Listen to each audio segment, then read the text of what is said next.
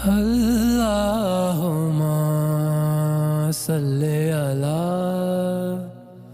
حضرت عبداللہ بن عمر رضی اللہ تعالی عنہما سے روایت ہے کہ نبی کریم صلی اللہ علیہ وآلہ وسلم نے فرمایا، درختوں میں سے ایک درخت ایسا ہے کہ اس کے پتے نہیں جھڑتے، اور مسلمان کی بھی یہی مثال ہے، بتلاؤ وہ کون سا درخت ہے؟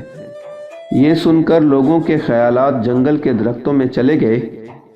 حضرت عبداللہ رضی اللہ تعالی عنہ نے کہا کہ میرے دل میں آیا کہ بتلاؤں کہ وہ کھجور کا درخت ہے، لیکن وہاں بہت سے بزرگ موجود تھے، اس لیے مجھ کو شرم آئی۔ آخر صحابہ نے عرض کیا، یا رسول اللہ صلی اللہ علیہ وآلہ وسلم، آپ ہی بیان فرما دیجئے۔ آپ صلی اللہ علیہ وآلہ وسلم نے بتلایا کہ وہ کھجور کا درخت ہے۔ صحیح بخاری، حدیث نمبر 62۔